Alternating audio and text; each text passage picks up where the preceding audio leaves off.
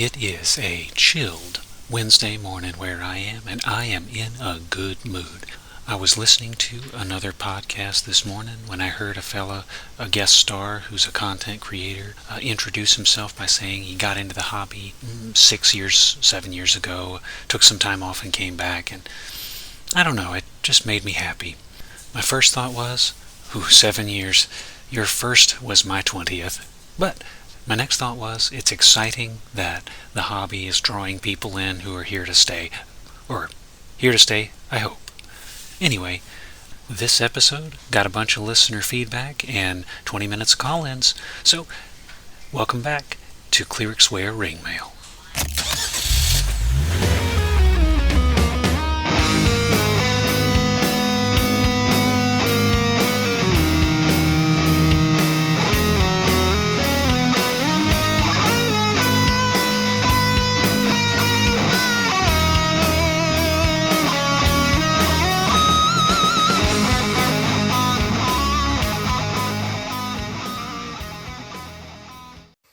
Pulling a Norton here. I haven't listened to your call-in segment yet, but I was able to squeeze in the first part. Luckily, the healing potion Bloat doesn't affect me a whole lot since I play older editions. But the Healbot stereotype definitely pervades Dungeon Crawl Classics, which is a game I play, since healing effectively, almost unlimited healing is an automatic built-in thing for clerics in that game.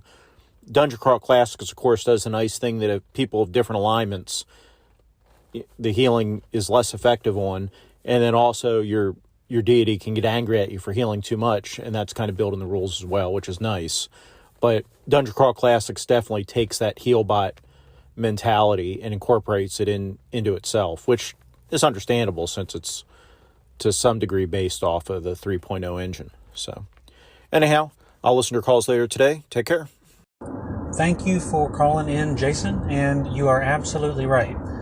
DCC does have a lot more ready access to healing than other games that fall into the old school and old school adjacent kind of setup.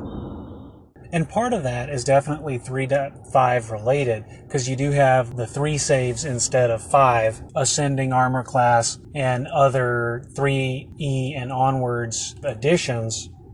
But also, you think about the purpose of the game. And this is partially true with 3.5 and 3E, but definitely true with 4E and with DCC. The point of the game is not necessarily exploration. The point of the game is combat. In 3rd edition, that's when they did away with treasure for XP. That's when they went into primary source of XP is monsters. With DCC, experience is abstracted. You level at like 100 XP, and the exact verbiage is it's simplified. And if a referee or a judge wants to, quote, use more fiddly systems, they're welcome to bolt them on. But the way you get XP is secondary, is supplemental to the core in DCC. Take a look at your magic users. The wizards have very flashy, very explosive spells. And take a look at your fighters. They have a D12 hit die, and the D die that they get is very versatile. And the crit tables, I could talk about the thief and the backstab, but this is even more evidenced by the crit tables. For those of you who aren't familiar with DCC, one of its big selling points is that it has a whole bunch of fiddly tables that are kind of fun to go through. For me, if you have an app, but other people like flipping. There are a dozen different tables of critical hit effects, and the die you roll, as well as the table you roll it on, is dependent on your class and your level. They devote easily 50 pages in the rule book to critical hits. Why would you do that unless you intend to hit them with some degree of regularity? Knowing that DCC is a very combat-oriented game, having a lot of healing makes sense. It's actually embraced the first problem that I had with ample healing, and that was a hyper-focus on combat. It's a design decision in that sense. It makes sense for DCC. Hey, Taylor. So I finished your call-ins. Are you going to break to Karl, or do I have to? You can. That Mothership and Star Frontiers are not OSR. Thank you. Star Frontiers is old school, and Mothership is, I guess, indie is where that would fall, right? Which neither is a bad thing by any means. And both are kind of interesting games. I'm more drawn to Star Frontiers. I kind of like Stay Frosty more than Mothership myself. But there's nothing wrong with Mothership. But yeah, OSR it's not, unfortunately. But that's probably just me being pedantic. So play the games you like, enjoy them, and you can do no wrong. Take care. To speak to Mothership and Frosty, I have not played either, though I would not be averse to trying. I remember you and I had talked about Stay Frosty, and I think it was the doom of RPGs, and I was very excited by some of the stuff that was in it. So that's on my back burner for a eventual, when I get to run games with impunity again, or play for that matter. But in the meantime, I will have to stick with other folks telling me about their experiences. You know, it's weird. As much as I liked science fiction, I was big into Star Wars, really enjoyed Star Trek, even the new ones that came out. I was big into the Sci Fi channel, the classic Sci Fi channel, that is, before it turned into whatever it turned into, the Farscape, Stargate, SG-1, those kind of shows. Great shows. As much as I was into them, I never really got into sci-fi gaming. Not sure why. I just the allure for me was always in the fantasy and sword and sorcery kind of sphere. I always thought it might be cool to do a Sword and Planet almost, where you have, I don't know if Sword and Planet is the right term to use, where you have starships and magic in the same setting, but I never really got to do that, and who knows, maybe again one of these days. Thank you, Jason, for your pair of call-ins. Thank you for listening through, and love hearing from you.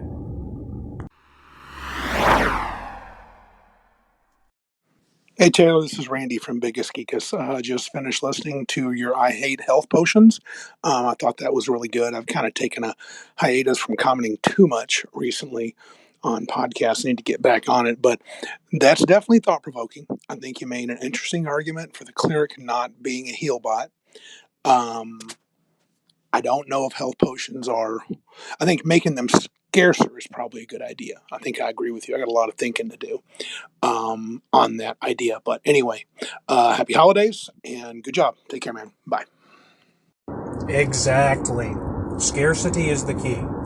As most of the folks who were listening figured out, the title was a little bit clickbait, and the anger that I was putting on regarding health potions in other people's games was kind of a humor, or intended to be, because, I mean, who gets mad at what other people play when you don't have to play with them? But anyway, I digress. The important part, scarcity is the key. And if you have healing in a game, that's good, because it gets you back in the action. If you have ample healing in the game, that's when it's the problem. That's when it turns the nature of the game on its head. Combat takes over as your primary driver, and your Cleric falls into the aforementioned category. Rob, over at Down in the Heap, he did not call this in, but I'm going to paraphrase him from the audio dungeon. Rob mentioned that in his AD&D experience, the Cleric turned into a heal bot after they got out of the dungeon. And what do we mean by that? Well, AD&D had a little bit of hit point bloat, where, you know, the fighter got a D10, you were rolling 4d6, drop 1 for your stats and all that jazz. But the Cleric also got some extra spells. They were not enough spells to turn a combat fest, so you only got 3 or 4 at low level, but still that's a lot more than in BX. So with those 3 or 4 spells, you're able to kind of bring people back from the brink and put enough back in them to get out of the dungeon after you'd spent your... I'm trying to think of a phrase other than blow your failing. Anyway, after you blew your you would get out of the dungeon, you would spend the next couple weeks healing up, unless you had your healing spells.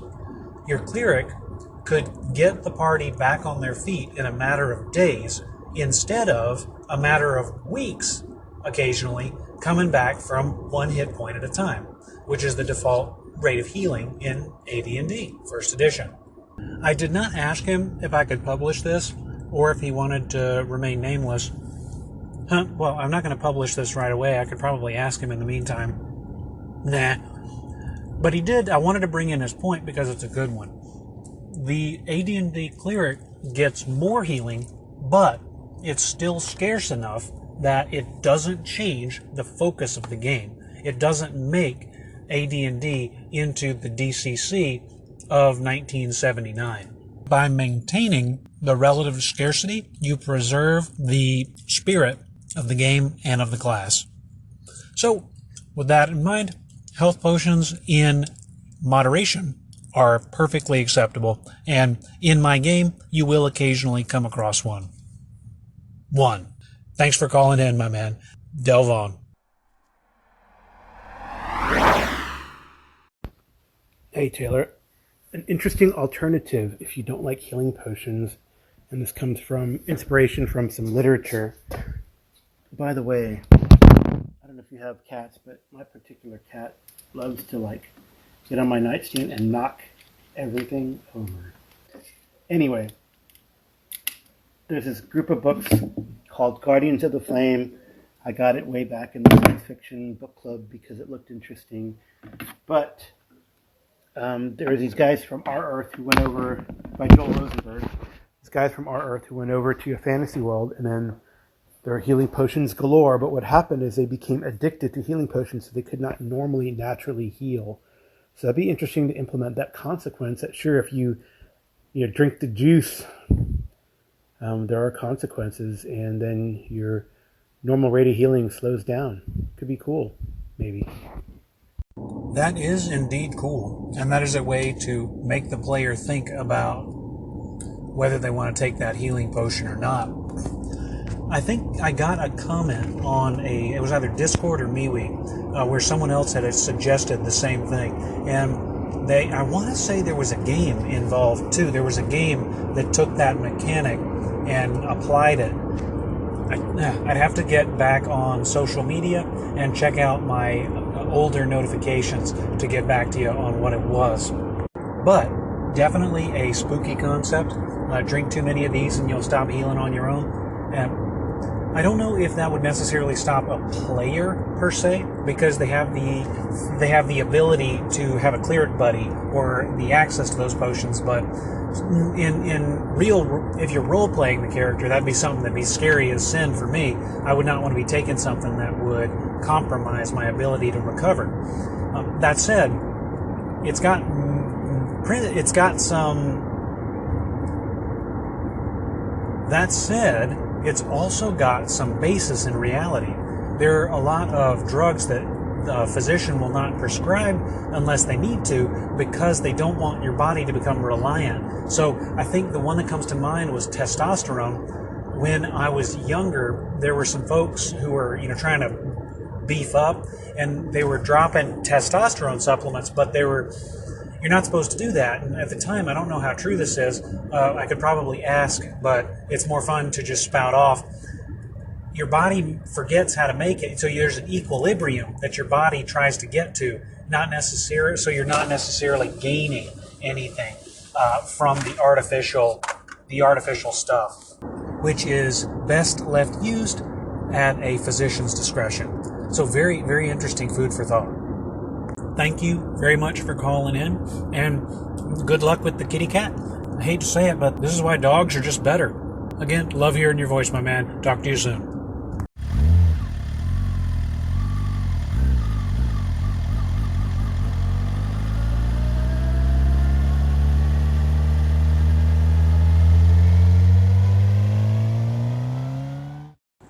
Hello, Taylor, the Whispering GM. Here is Jason from Random Screed. I must say, I have always espoused the ludicrousy. It's just plain stupid. Clerics are dumb. Thieves are dumb. Fighters and magic users. That's all it should be. But as far as healing potions go, they're dumb too. The whole idea of healing in general is ridiculous. I know, right? I've made it into my 30s, and I'll be honest, hearing about a character that heals from injuries, that just breaks my verisimilitude. All it does is remove the utility of one of the characters and then puts him around trying to keep a fight going that is already a losing proposition. In my opinion, that's what turns fights into a grind. They should be fast, hard-hitting, and done as soon as possible. But anyway, decent show, brother. Have a good one. Fighting man and magic user. That's how it worked in the fantasy trip, I think, wasn't it? Just two booklets, Melee and Magic. I don't have a mechanism to look it up at the moment in the car, but that's what I seem to remember. But in a serious tone, you do bring up an interesting proposition. A game without healing. Or, at least without healing in the dungeon. One of the consistent themes that's going on in some of the circles that I'm in is talk about eliminating the cleric or removing the cleric. Most of the arguments are around some of the cleric problems, which is the same as the paladin problem in a way.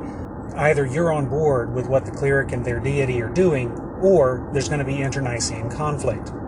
Some of them focus on the hit point problem, where it's an abstraction, but it's not, and I'm at 100% until I'm dead.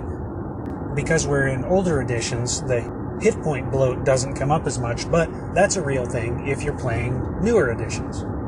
Now, rewind a couple years. When I first came into the fold, that is, the communities online that both share my interests and that I can actually play games with, I was fascinated with the idea of the original D&D. I had read Iron Falcon, I had found out that I could download Swords and Wizardry, but when I saw those, it was like, this is the same game. At the end of the day, isn't that what the original OSR was about? It was about maintaining a compatibility with editions that catered to a particular playstyle. Not arguing about where it is now, but I had gotten this impression, based on some conversation around it, that OD&D was a different bear. It is different in a lot of ways, but fundamentally, it felt like it was the same game. A good comparison has been drawn between the LBB plus Greyhawk and BX. They just fit together. It feels like, with the exception of the races class, it's very close to the same game. That changes when you bring in chainmail. When I saw chainmail references in the original, or in PDFs of the original Men in Magic, I needed to learn more. That was the difference. That was going to be the original game, the zen of why it's different. Credit to Daniel Norton over at Bandit's Keep. He's driving a lot of interest in chainmail, and he's got his hack that he's putting out both for the OD&D compliant and for the new Sword and Sorcery stuff, but the Sword and Sorcery stuff is more appealing to me, and I'll get into why. With the OD&D hack, and with every other edition, hit points. The thing about chainmail without the fantasy supplement, well, with it, but without the OD&D part, it was a war game. A hit was a kill. It took a miniature off the table. Was that dude dead? Or was he injured? Will he come back? It doesn't matter. It's a war game. It's not important. You just take the miniature off the field and move on with the rest of the dudes. In a role-playing game, that's a little different. You need a mechanism to wind down, or you have to, is my character dead, or does my character come back? That mechanism was hit points, and this 0 to 100 abstraction. If I'm at full hit points, if I'm at 1 hit points, there's no difference. That's a gamist abstraction. It's the same on or off that the chainmail death or alive has, and they did it on purpose. They did it because they didn't want the death spiral. If I get hit once, I'm likely to get hit again, and so I become less and less effective over time.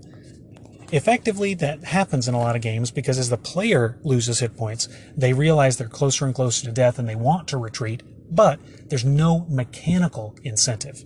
In all the chainmail games I've seen or referenced, a lot of them, pretty much all of them still use hit points. So if a hit is scored, they reduce the hit points. But, and this is where my own hack differs, when I read chainmail, I didn't see cumulative hits on the hero. I saw concurrent. When I first started talking about this, I thought about hit points as part of the ACS, not part of the chainmail combat. The chainmail combat was up or down, and you needed, as a hero or superhero, a number of concurrent hits in a turn to take you out. This idea was greeted with great fanfare. A nice long list of people were complimenting me with, "Hey, you're an imbecile. It was always supposed to be this way." But it doesn't have to be. And that was the enlightening point for me. And I think that ties into what you're talking about. You want this kind of fast, dramatic action to have that excitement, to maintain that excitement, to make the player decisions matter, but to get on with the game. So, what do we do next? I will have to run a chainmail game. It'll probably be next year, but you're on my invite list, buddy, and we'll see how it goes. Thank you, Jason, for calling in, and I appreciate the encouragement. I'm glad it stuck with you. Audience at home, of course, this is Jason of Random Screed, as he said, in whose Kalmata game I play a cleric.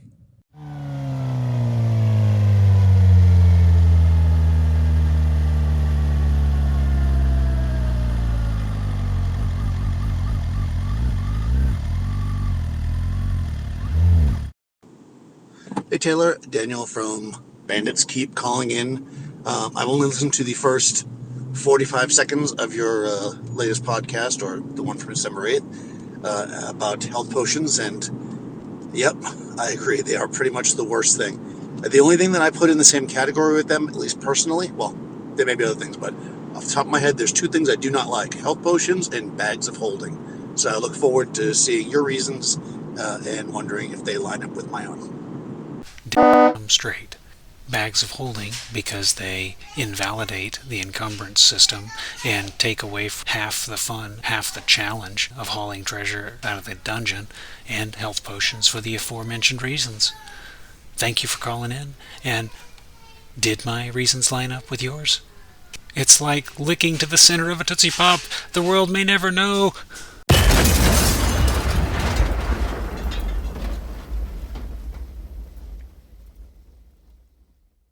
And that catches us up on the mailbag for today. I want to thank my callers once again. Thank you for calling in, hearing that notification pop up on the Anchor app, and listening to what you guys have to say. It brightens my day every time. For folks who haven't called in and want to get in on the action, just head on over to Anchor, Clerics Wear Ringmail at anchor.fm, or feel free to reach out to me on email, Twitter, or Blogger, whichever suits your fancy.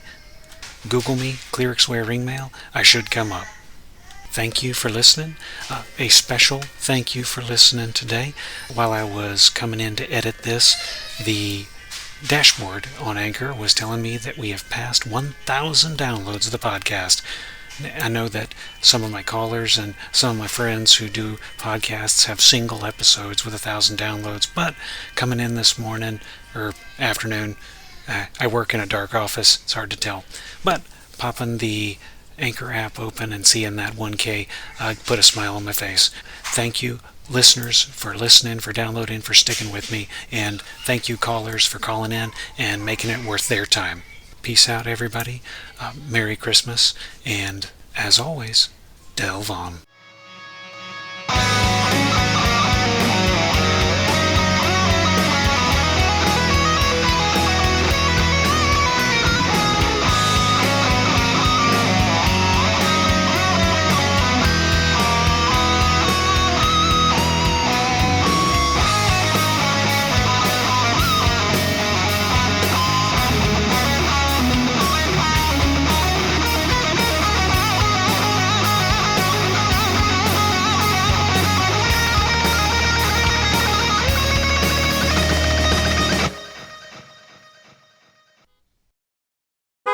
Theme music used for the Clerics Wear Ringmail podcast is adapted from Pursuing Darkness by artist X. Rux, released into the public domain and made available on freemusicarchive.org. Sound effects used in the making of this product retrieved from mixkit.co, used under the Mixkit sound effects free license, or from soundj.com and used in accordance with the soundj.com terms of use. Segments recorded within a vehicle are recorded using a Bluetooth hands-free device in conjunction with local vehicular safety legislation. The Clerics Wear Ringmail podcast is an independently owned and operated product released for educational and informative purposes under the Totally Steal This license, which is kind of like Creative Commons, except licensing. Clerics Wear Ringmail does not ascribe to nor endorse views or opinions expressed by call-ins, guests, or even the host, unless you think they're awesome, and thus does not assume any liability regarding the consumption or distribution of this podcast. By listening to the Clerics Wear Ringmail podcast, you agree to the provided term. Parties with questions regarding these terms, conditions, or or releases are encouraged to reach out to Cleric's Wearing Mail at the prescribed methods provided on the Cleric's Wearing Mail blog. Parties dissatisfied with these terms, conditions, or releases are encouraged to go suck an egg.